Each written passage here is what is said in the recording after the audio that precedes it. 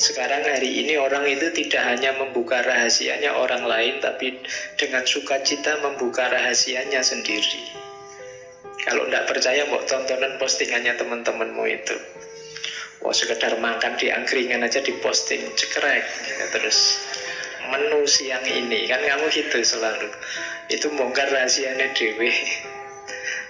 Kadang-kadang mau kemana itu posting.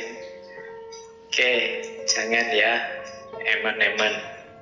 Hidup itu jadi menarik ketika ada misteri-misteri. Ada penyakit-penyakit budi dari Muhyiddin Syekhul Akbar Ibnu Arabi. Ini yang saya sebut, kalian mungkin sudah tahu. Ini pengingat saja, jangan-jangan dalam dirimu masih ada ini. Kalau Nabi Muhammad sih aman. Nabi Muhammad itu kalau dalam sirah itu 3 kali beliau dibersihkan dari penyakit-penyakit ini. Pertama waktu kecil, kedua sebelum menerima wahyu, ketiga sebelum Isra Mi'raj, didatangi malaikat, dibersihkan batinnya. Nah, kalau kita harus membersihkan sendiri. Perhatikan, jangan sampai ini mengotori batinmu. Inilah yang katanya Ghazali membuat batinmu gelap. Yang pertama, fujur. Fujur itu tenggelam dalam syahwat, hawa nafsu. Hawa nafsu itu hasrat yang menggebu, menggelora untuk sesuatu yang tidak baik atau tidak penting, yang menyelewengkanmu dari jalan yang seharusnya. Itu fujur. Hati-hati kalau tiba-tiba kamu dilanda ambisi yang sangat kuat terhadap sesuatu. Coba dicek itu on the right track atau tidak. Kalau tidak, kemungkinan fujur. Ingin lulus cepat dengan nilai kumlot, dengan waktu tercepat, apapun caranya boleh. Itu hati-hati, kamu cek lagi, jangan-jangan kamu menempuh jalan fujur. Niatmu bagus, tapi apapun saja boleh. Ini membahayakan, kamu terjebak dalam hawa nafsu. Ingin menang dalam pilihan biar besok nyaleknya sukses, tidak apa-apa. Tapi hati-hati ketika kamu ingin menang, yang kamu lakukan apa? Kalau tidak, kamu bisa terjebak fujur. Oke, coba ditengok, kamu punya ambisi apa hari ini? Tidak punya apa-apa itu Pak. Oh, nanti ada penyakitnya yang lain kalau tidak punya apa-apa. Iya. Jadi yang pertama fujur, yang kedua tamak. Kalau tamak itu perkembangan dari fujur tadi, menginginkan sesuatu yang tidak seharusnya diinginkan. Kalau tadi kan mending ada yang diinginkan masuk akal tapi jalanmu salah. Kalau ini yang tidak seharusnya diinginkan, syarah, tamak. Yang ketiga, ini mungkin beberapa di antara kita sering terjebak di sini, tabazzul, katanya Ibnu Arabi, yang dikutip oleh Hamka. Tabazzul itu tidak punya harga diri. Cirinya biasanya suka berteman dengan orang yang moralnya rendah, sehingga dia sendiri ikut rendah. Itu tabazzul. Ya kamu, kalau tadi kan nengok ke dalam, kalau ini coba kamu nengok keluar.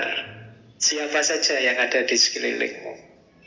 Karakter orang seperti apa di kiri kananmu? Yang di dalam ada fujur, ada syarah. Yang di luar jangan-jangan ada tabazzul tadi. Kalau ini syafah. Syafah itu mudah tersinggung, mudah marah, mudah mencaci. Hari ini syafah ini kelihatan mungkin tidak dari mulutmu, tapi dari postingan-postinganmu, update statusmu. Mudah tersinggung, mudah marah, mudah mencaci orang lain. Terus Horeg ini menganggap dia sangat penting. Dunia itu pusatnya ada dalam diriku. Semua orang harus manut aku. Itu horeg. Pokoknya akulah yang paling utama, akulah yang paling penting. Selalu yang dipikirkan kepentingannya sendiri. Pak, mbok ngajinya itu malam minggu gitu loh Pak. Kok malam minggu? Kan pas saya libur. Liyo kamu. Ya kan? Usul selalu berdasarkan kepentingannya sendiri. Di antara pelajaran dari Isra Mi'raj tadi itu kan, kalau katanya Muhammad Iqbal, ada namanya kesadaran profetik. Nabi tidak mikir kepentingannya sendiri. Kalau Nabi berpikir kepentingannya sendiri, sudah selesai dengan bertemu Allah di Sidratul Muntaha. Itu kenikmatan paling puncak. Tidak ada lagi yang lebih nikmat dari itu. Kan nikmat bertemu Allah besok yang dinanti oleh seluruh penghuni surga, karena itu kenikmatan paling puncak. Tapi Nabi tidak berpikir dirinya. Nabi masih berpikir tentang umatnya. Nah, itu berarti tidak ada khoreg. Tidak hanya mikir dirinya, Nabi juga mikir umatnya. Makanya waktu dipuji oleh Allah itu kan, waktu kita akhir-akhir kan, at-tahiyatul mubarakatus sholawatut thayyibatu lillah. Terus Allah menjawab, assalamu alayka ayyuhan nabiyyu wa rahmatullahi wa barakatuh. Tapi Allah menjawab assalamu alayka ayyuhan nabiyyu wa rahmatullahi wa barakatuh. Terus Rasulullah tidak egois, malah Rasulullah membawa umatnya assalamu alayna wa ala ibadillahis sholihin. Ini percakapan antara Allah dan Rasulullah. Itu berarti apa? Nabi tidak egois. Tidak mentang-mentang aku sukses, sudah ketemu Allah, apalagi yang aku cari, buat apa capek-capek balik. Wong Nabi ini sedang berat-beratnya hidup setelah ditinggal Khadijah, ditinggal Abu Thalib. Dakwah sendiri dilempari batu. Ujiannya luar biasa. Bahkan ada riwayat yang mengatakan ujian paling ringan saat itu yang dihadapi oleh Rasulullah adalah satu ketika beliau keluar dari rumah, dicegat oleh orang Quraisy, terus kepalanya ditaburi pasir. Itu dianggap ujian paling ringan. Saya tidak tahu kalau kalian keluar rumah dicegat orang, kepalamu ditaburi pasir, itu mungkin celuritnya keluar. Tapi kalau Rasulullah tidak. Bahkan waktu dilempari batu di Taif itu, malaikatnya aja sampai tidak kuat. Katanya malaikat, Rasulullah kalau kamu mau, bumi Taif saat ini juga aku balik. Jadi hancur semua Taif, orangnya masuk liang lahat semua. Tapi jawabannya Rasulullah, ya janganlah. Katanya Rasulullah, mereka itu begitu karena tidak tahu. Makanya Nabi malah mendoakan, Allahumma hdi qaumi fa innahum la ya'lamun. Ya Allah, beri hidayah kaumku, mereka itu tidak tahu, jangan disiksa, orang tidak tahu kok. Nah itu Rasulullah mikir umatnya, tidak khoreg. Kan hari ini banyak orang yang difikirkan dirinya sendiri, terus tidak qasawah, tidak benci dan dendam.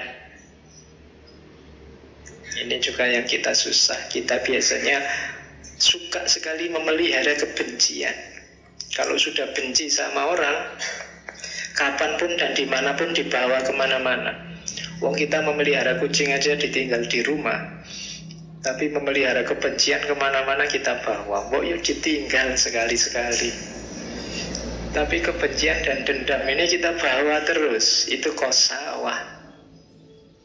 Apa sih untungnya kamu membawa kemana-mana benci dan dendam itu? Tidak ada untungnya selain kamu sendiri yang berat.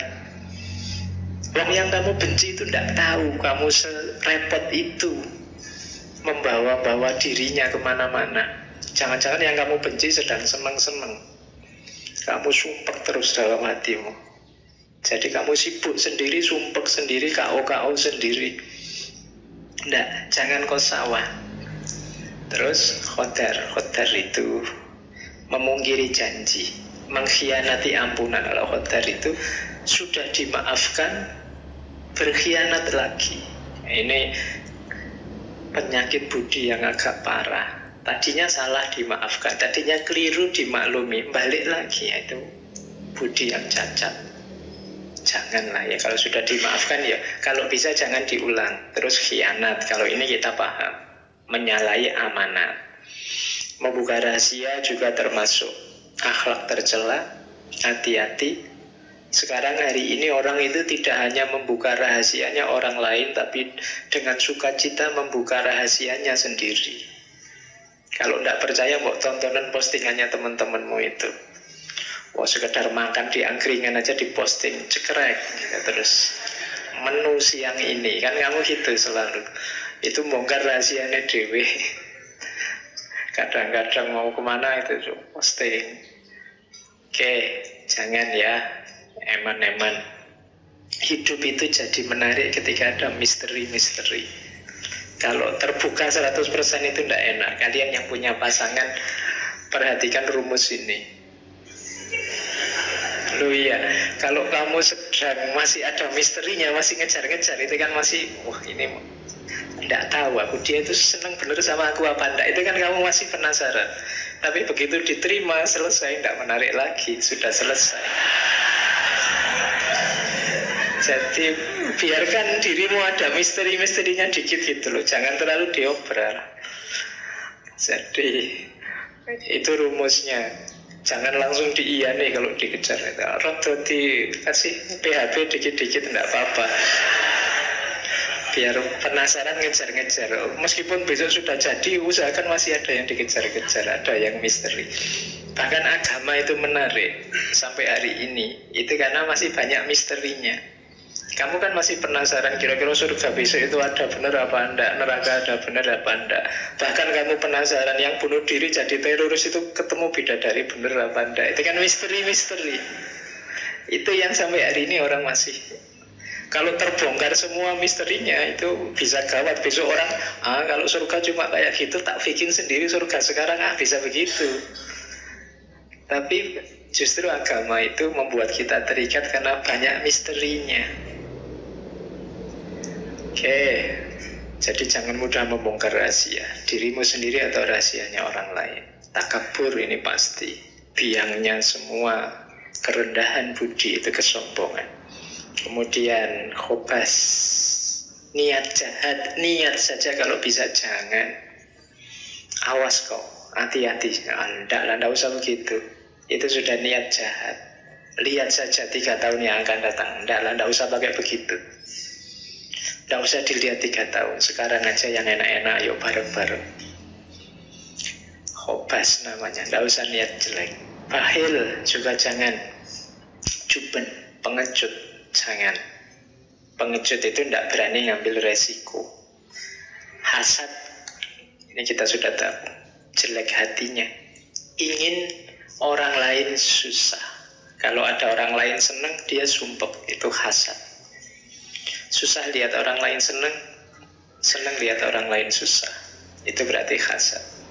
Hari ini tidak sadar kita sering hasad, khususnya pada orang yang beda dengan kita, termasuk yang beda pilihan dengan kita. Kalau kubu sana jelek, alhamdulillah, ya kan? Kamu kan gitu setengahnya, no bener toh? Nah, kamu mesti gitu. Itu namanya senang lihat yang lain jelek. Dan susah kalau lihat yang lain baik. Sebenarnya diam-diam di hatimu ada rasa hasud. Dan kita disuruh berdoa untuk berlindung dari orang-orang yang hasud ini di surat Al-Falaq. Ya kan? Wa min syarri hasidin idza hasad. Karena orang hasad ini merugikan dalam hidup kita. Yang selanjutnya jasa ini kayak juben, tidak berani susah, tidak berani menghadapi resiko. Yang tadi saya bilang males-malesan itu juga penyakitnya budi. Namanya sohirul himmah. Keinginanmu apa, cita-citamu apa, tidak tahu Pak, saya mengalir saja. Ini penyakit budi juga. Yuk kamu harus tahu, hidup itu dalam kuasamu. Jangan mengalir saja. Arahkan ke yang baik-baik sesuai yang kamu tahu. Lakukan yang bagus-bagus sesuai keinginanmu. Jangan sohirul himmah. harus punya target. Syukur-syukur lengkap. Jangka pendek saya ingin ini, jangka panjang saya ingin itu, jangka menengah saya ingin ini. Itu lebih bagus. Ada himmah. Untuk urusan agama, Pak, saya ingin 5 tahun ke depan saya sudah bisa rajin sholat tahajud, hafal surat Yasin bisa. Itu namanya target. Kalau untuk urusan studi saya ingin 2 tahun lagi lulus, karena kalau enggak mesti DO. Terus untuk ya caranya begitu. Jangan sowirul himmah, ndak punya karep. Kelemahannya anak muda hari ini banyak yang ndak jelas. Cita-citanya apa, keinginannya apa. Dan yang terakhir, al-jaur. Kalau ini berlebihan, ya baik sih, cuma apa-apa itu ada kadarnya. Harus tahu takarannya. Jangan over. Semua yang over itu jelek. Termasuk kebaikan. Ada beberapa kebaikan yang kalau over ya jelek. Islam itu suka keseimbangan.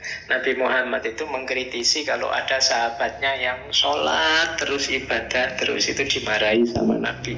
Yo sholat, yo istrimu diopeni, yo kerja. Jadi imbang antara dunia akhirat. Keseimbangan ini menunjukkan bahwa kita jangan berlebihan. Akhirat iya, dunia iya. Oke, jadi ini penyakit-penyakit budi menurut Ibnu Arabi yang dikutip oleh Hamka. Jadi cara paling gampang untuk belajar budi ya cari penyakitnya. Yang tidak ada ini berarti insya Allah masih tergolong baik, kan gitu.